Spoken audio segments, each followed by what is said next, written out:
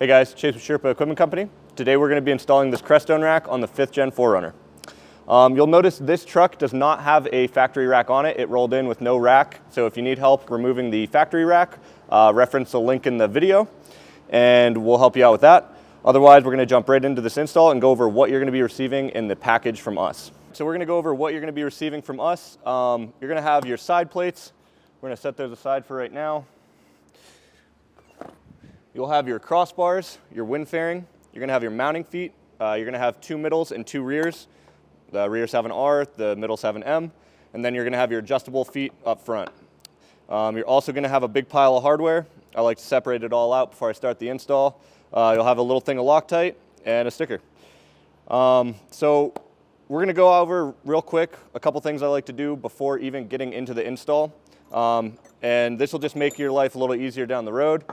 First things first, I like to pop these little circles out of the rubber. This is going to make installing them on the roof much easier. It also will ensure that you're going to get a good watertight seal. We don't want any kind of water leaking through. So this is definitely one of the first steps I like to do. After I've removed all of these sleeves, I like to also set up my bonded washers on our bolts and just set some of our other washers up on our T-nuts. Just make it a little bit easier and quicker down the road. I'm also going to be assembling our front adjustables. This is a very important step to making sure you have a quiet rack that rides nicely down the road, no vibration, no sound. So we'll be focusing in on those a lot today too. Jumping right into these adjustable feet, you're going to have 4 carriage bolts, and you're going to take your adjustable top and your adjustable bottom. Carriage bolt is going to go through, round side facing out towards you. It makes a nice clean finish on it. And then your adjustable top is going to go right up against it on the back side like that. Then you're going to take 2 of your black 1/4-inch washers, or silver if you got a silver rack. Put those on the back side of the bolts coming through, and then take 2 nylock nuts and get those threaded on. What I like to do, since these are nylocks, they're going to be pretty hard to turn once they're up on the vehicle, so I will run them all the way down just to where the adjustable mount is still adjustable up and down. That'll just save me some time on the back end of when I actually get the rack up there. So this is it fully assembled. Like I said, I tighten these nuts down all the way and then just 1 turn back, just so there's no play there, but I still can slide it up and down. It will make it much easier when the rack's on the truck. So now I'm going to assemble the other one, and then we'll start putting things up on the vehicle. Before we go up, I'm going to take my M8 bolts with their bonded washers on them and apply a little bit of blue Loctite down near the bottom.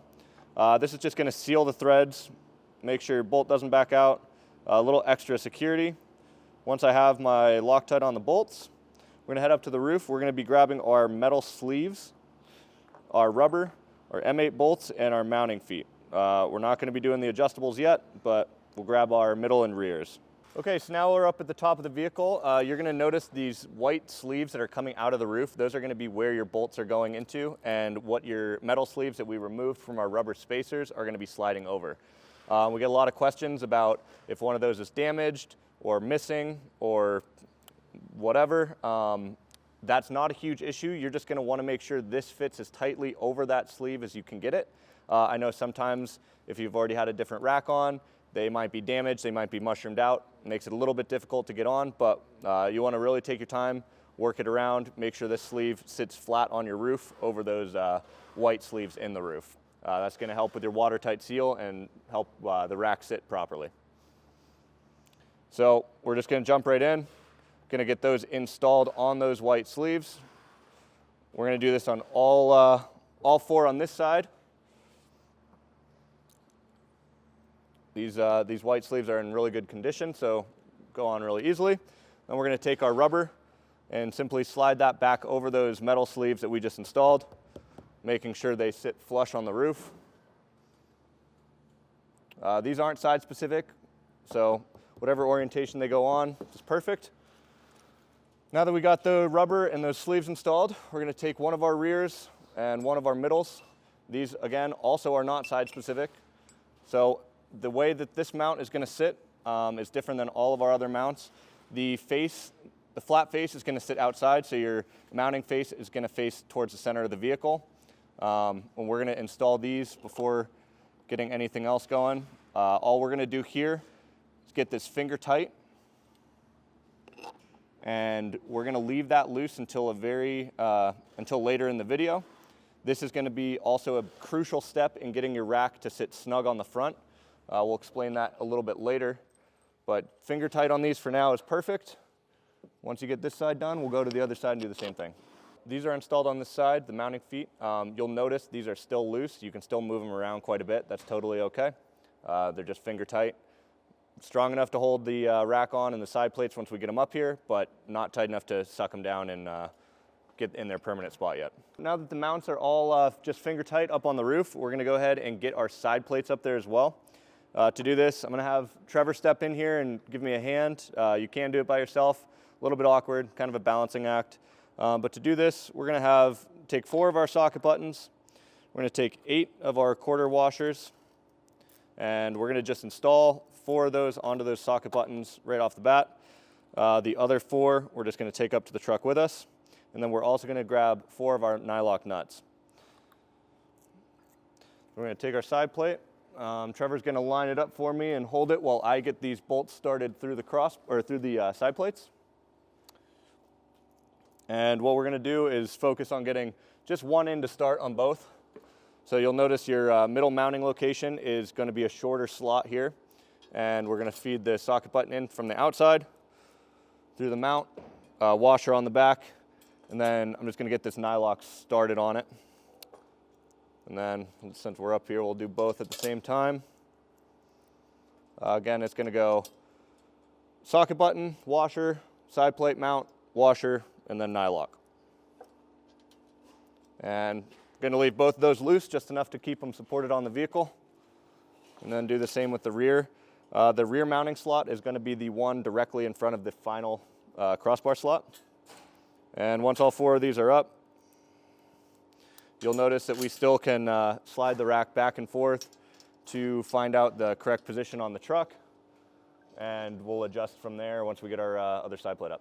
Side plates are up on both sides. The nylocks are just started on the socket button bolts. So what I'm gonna do now is kind of the same thing we did with the adjustables earlier. I'm just gonna get it tightened up just to support itself. I'll go all the way tight and then back 1 turn. That'll just allow me to continue to slide the side plate back and forth, but not have to worry about something weird happening with one of these bolts falling or nuts falling off. So I got a 7/16 wrench on the back side and a 5/32 Allen. And we'll just tighten these up, making sure it's still able to be slid. And we're gonna do this on all 4 mounts. So next, we're gonna just take 2 of our crossbars and bring them up to the truck. These are gonna help kind of line everything up and make sure everything is square. Again, I have Trevor up there to give me a hand. I'm gonna take 2 crossbars and 4 socket buttons with washers on each one, and he has the same on that side. And the first one I like to do is the crossbar all the way at the rear. We're gonna do this to help kind of get the rack where it should be sitting forward and back and able to clear the shark fin back here. So we're both gonna get it started, and this crossbar will sit all the way at the back of the slot. So as far back as it can go is the correct placement for this one. And we can go ahead and tighten that up as soon as we get it in there. This one will not be moving for the rest of the install. Rear crossbars in. You'll notice the whole rack still isn't sitting very square. That's okay for right now. We're gonna take another one, and we're gonna put it somewhere in the middle here. This is not a critical position by any means. You can kind of throw it wherever you want. I just like to get 2 up here just to help square everything up and get the side plate sucked in. And the way this rack's set up, the crossbars work out really nicely with spacing. You're gonna have 1 at the back of each slot with an extra one to throw in between wherever you like. So again, we're gonna set this one up at the very back of the slot that we chose. And once it's in, we will tighten it all the way down. This crossbar also will not be moving for the rest of the install. By tightening the crossbar at the back of the slots, it's already started to square the rack up. So the next step is going to be finding out where it should sit forward and back on the truck. This rack's really easy. Generally speaking, 99% of these set up with about 1/8 of an inch to 1/4 inch between your shark fin and that rear crossbar. Those should not be touching. If your crossbar is touching that shark fin, it's too far forward. If you have more than a 1/4 inch back there, your rack's too far back. So that's kind of an easy rule of thumb to go off of. But traditionally, the way we like to square up our racks and center them up on the vehicle is take a step back, look at the spline of the rack compared to the roof line of the truck, and from there you should be able to adjust back and forth to get that spline of the rack to follow the curvature of the roof of the vehicle. These are all designed specifically for the vehicle that it's going on, so that should line up really nicely. Generally speaking, also another good rule of thumb on this one is the back crossbar, or the back mounting foot is usually dead center in that rear mounting slot. So a couple easy ways to take out some of the guesswork, but once you get it squared up on both sides, you're going to want to make it match where the mounting foot sits on both sides in relation to the side plate. And once you're happy with that, we can tighten down the socket buttons and nylocks and pretty much lock this rack in place. Now I'm tightening these down. You will notice I have not touched a power tool this entire install. I do understand they make installs a little bit easier, but these socket buttons, if you get an impact on there, they strip out really easily with an impact, and then you're going to be in a world of hurt because they are a pain in the butt to get out. So I'm just using a wrench and tightening these down. No need to go crazy on them. Just get them nice and snug. And now our rack is in place, shouldn't be sliding back and forth, and we'll move on to the next step. So we're gonna be throwing the rest of the crossbars up now. Besides two, we're gonna set these out of the way. We're gonna free up some table space. One of them is gonna be for our adjustables, and then one of them is gonna be for the fairing. So you'll notice that I have set up the rest of our hardware with their washers. If you have a little bit of extra hardware, that's totally fine. Sometimes we throw some extra nuts and bolts in there just in case. So I'm gonna take handful of socket buttons, hand them to Trevor. He's gonna head up to the other side, and we're gonna get these crossbars set up. All of these are gonna be staying loose until the final walkthrough of the rack when we tighten them down. This is a good spot where you can kind of set them up with the plans of if you're putting a tent on, a box on, max tracks, whatever it might be. So we're just gonna leave them loose, that way they're adjustable up until the very end. So we'll get going on those. Personally, I like to set each one of these crossbars up at the back of the slot. It works out really well with this rack, and then that way it gives you nice spacing. If you're doing it at the same time, it's a good idea to let one side get in first. That way you're not fighting each other on the side plates. Once he gets his started, I'll get mine in. And again, just gonna leave these loose so they can be slid back and forth through the entire install. Now we are gonna be taking one of our crossbars that we set aside and setting up our adjustable mounting feet. To do this, we're gonna take 4 T-nuts, drop them into the slots. You should have your adjustable feet already pre-assembled. And once your T-nuts are in, the adjustable foot is gonna go onto the bottom of the crossbar with the rubber pad facing out. And we're just gonna get these tight and then back them off one turn with our hands. That way we are able to slide the mounting foot back and forth on the crossbar. We'll be adjusting that up on the roof. And we'll set both of these up and take it on up. All right, now we're gonna be bringing this up to the truck. This is your final chance to make sure your nut is on there nice and secure, but still able to be adjusted. It's gonna be a lot easier to do that now before it's up there upside down. So we're gonna put this in just like any other crossbar and flip her over. The rubber pads are gonna rest on the roof. That is what they are designed to do. This is gonna go all the way forward up in your front mounting slot. And what we're gonna do here is we're gonna start going over some of the tricks that I use to get this adjustable foot nice and tight. So now we're gonna start getting these adjustable feet tight. I get a lot of questions about tips, techniques, ways to do it. I'm gonna show you everything that I do to ensure that these are nice and tight and as tight as they can be. The very first thing I like to do is set this crossbar up all the way in the front of this slot. I know it's a small slot, there's not a whole lot of adjustability forward and backwards, but even that 1/4 inch forward is gonna help you later on. So I have the crossbar all the way forward, and all I'm gonna do is tighten this front bolt. Not gonna be crazy, that's gonna come loose again, and we're gonna do the same on that side and make sure that's tight up there. The next thing I like to do is, we have rubber here, but it's about 1/2 inch thick to 1 inch. I like to grab something soft, not gonna damage the roof, and a microfiber, wrap it around, and kind of make a nice big block. That is going to be getting shoved up under the tip of the side plate. So we have that up here. Next thing we're going to do is adjust our mounting foot out so it sits on the black weather stripping on the top of the truck. There's no double-sided tape, no silicone, nothing gross, no mess.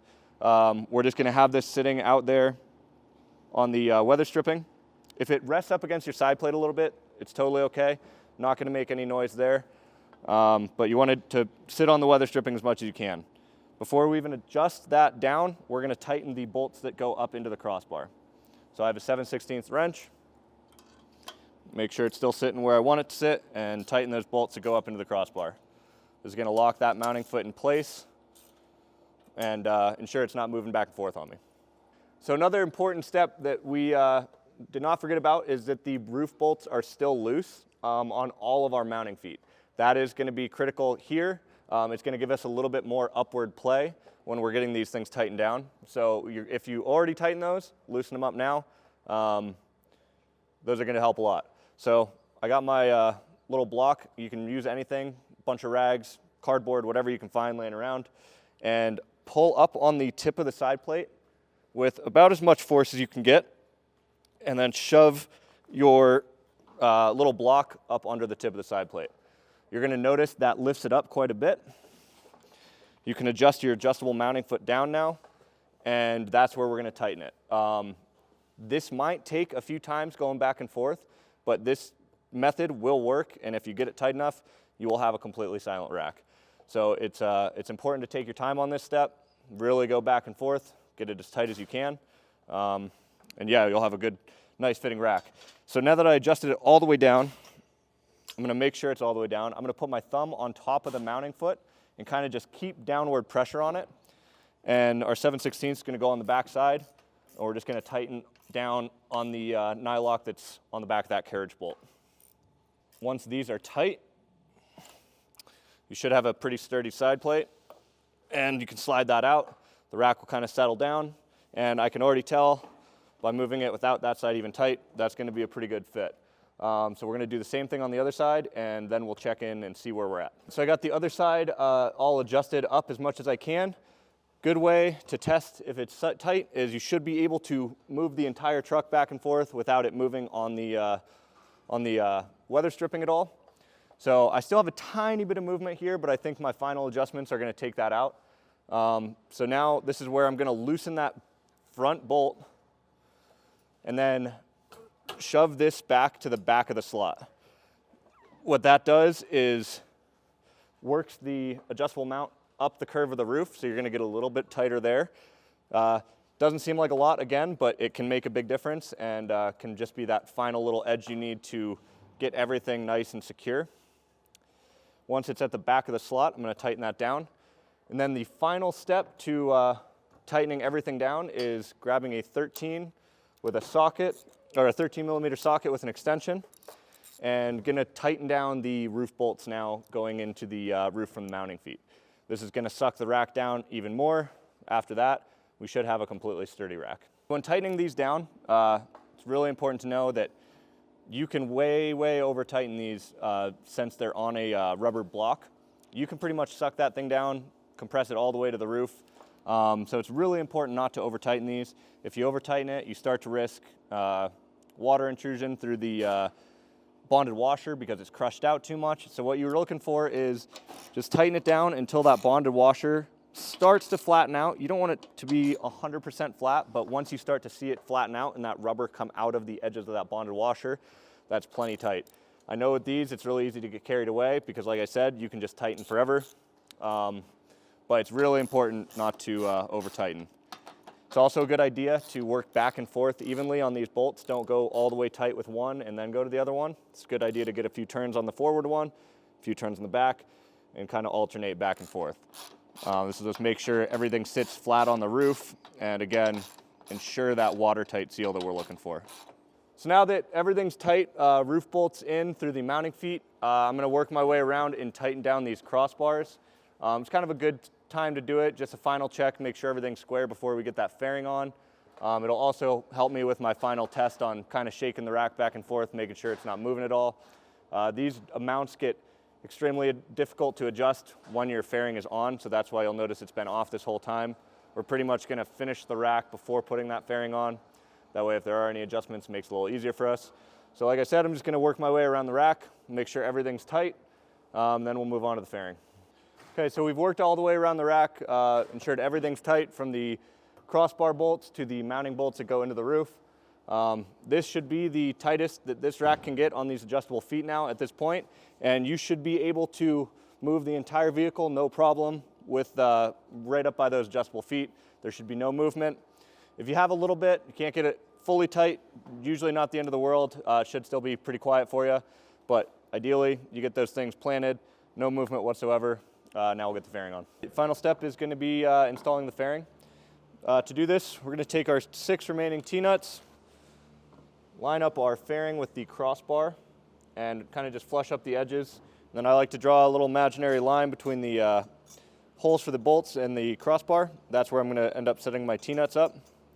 Doesn't have to be perfect. It's pretty easy to adjust while the fairing's on, but just to make it a little bit easier. So we're going to set these up in line with the holes. It does not matter which way the T-nut's going as long as the flat face is up facing you.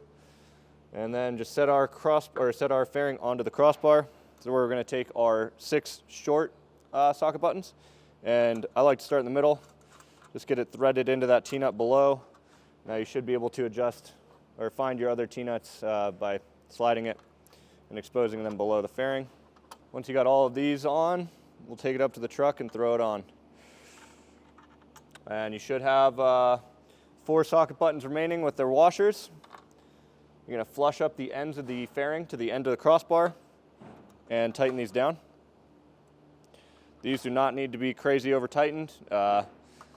You'll hear the T-nut below start to bite, and that's how you know it's tight.